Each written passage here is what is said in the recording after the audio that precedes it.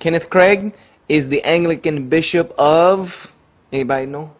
I doubt I don't want to trick you like that. He's the Anglican bishop of Al-Quds, of Jerusalem. He's the Anglican bishop of Jerusalem named Kenneth Craig. He wrote a book, and the reason I asked you if you know who he was, any of you ever heard of him? Kenneth Craig. If not, know him. He wrote a book called The Call of the Minaret. He wrote a book called The Call of the Minaret. And if you've not read that book, then you don't really know how a Christian thinks. This book, The Call of the Minaret, is a manual of how to convert Muslims to Christianity. It's a manual about how to convert Muslims to Christianity, and a crux of the manual teaches trickery. How to appear to be a Muslim, how to go to Muslim countries, how to learn their customs, learn their ways, walk the walk, talk the talk, and then secretly call them to Islam. All of the missionaries that are doing this throughout the world trace their understandings back to this guy, Kenneth Craig. He's the father of this type of understanding. This is what missionaries are doing in Iraq. This is what missionaries are doing in Afghanistan. This is what missionaries are doing in Palestine. This is what missionaries are doing in Saudi Arabia under the cover, and many of them have been caught.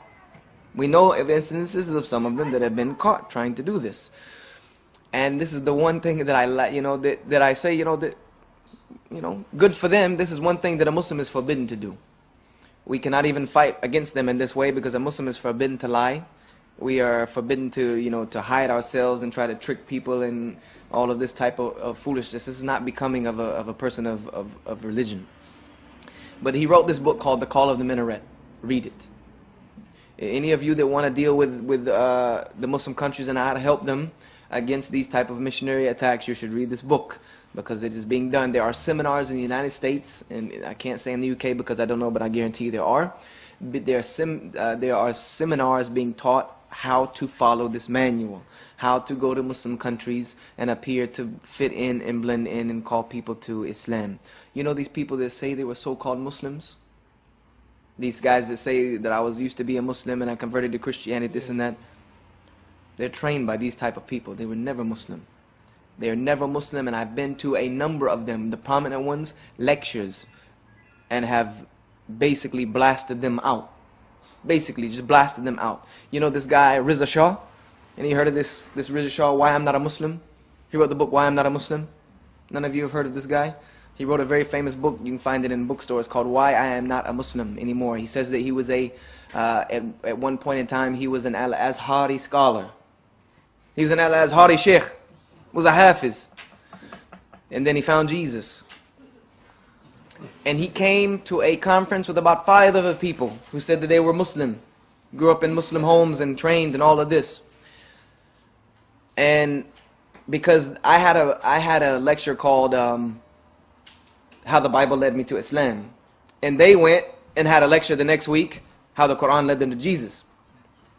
Little did they know I was still in the city. I was still in Houston. So I came to their lecture and I sit and I listen. Okay. I came and I sat and I listened to what they had to say and just waited. After all of the rubbish they gave no textual proof. Everything was about how they feel and how Jesus made them feel and how this made them feel and how that made them feel. Not only did I say, well, making you feel good is no evidence for anything, because the drug addict will say that drugs make them feel good. But I asked them, I said, I have one question. If any of you can answer it for me, then I'll agree with all of you. I said, actually, I'll ask you 2 questions. They said, okay. I said, number 1, what is the meaning of Tawheed? Number 2, tell me how many Sunnah, Salah, Rak'ah are in a day. How many Salah, Sunnah should we pray in a day? I said, if you can't do that, then at least tell me what are the number of all the rakahs, of all the fard salah in one day. You know how many of those they could answer?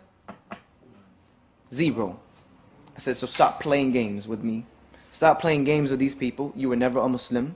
If you don't understand Tawheed and you're telling me you're an Azhari scholar, and you can't even tell me how many Sunnah rakahs in a day, you can't even tell me how many salah, how many rakahs to pray for Fajr, Maghrib, Isha and Asr. So just get out of here with this foolishness. So they are pretty much rubbish, but they get their understanding from this guy. And this guy, Kenneth Craig, wrote in this book called The Call of the Minaret. I read this book many times. He said, not so the New Testament. There is condensation and editing. How many of you know what condensation is? Somebody give me a definition of condensation. The conversion of steam to water, right? The conversion of all of this steam compresses itself down.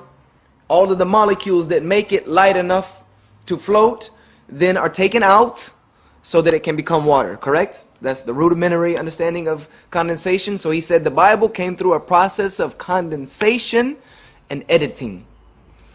Condensation and editing. There is choice reproduction. What does that word choice reproduction mean? It means that I reproduce what I choose. In my copying, I choose and I pick what I reproduce. And witness. There's choice witness. I decide to listen to and not listen to. The Gospels have come through the mind of the church behind the authors. This is the Christian Anglican Bishop of Jerusalem, that the Bible came from the minds of the church behind the authors. What does that mean to you? That means that people wrote what everyone was thinking. They wrote what people inspired them to write. What the church was believing, they made what they wrote fit into this. And let me tell you, the author of Luke says this. If you read the book of Luke, in the beginning of Luke, he says, I wrote that which was seeming to me. I wrote that which sounded good. That's what he says. I wrote what sounds good. And actually, he was copying from Mark anyway. He just pick and chose. That's what it means by there is choice, reproduction, and witness. Because both Matthew and Luke, without a doubt, and you can find it right here from the sources, copied from Mark. In a lot of places they copied verbatim. They sometimes, in order, you can't plagiarize Mark because then it's the same book. So what is one of the biggest tricks of plagiarism? What do? No, you copy and paste and you shuffle the arrangement. You shuffle the arrangement. This is what you find in Matthew and Luke.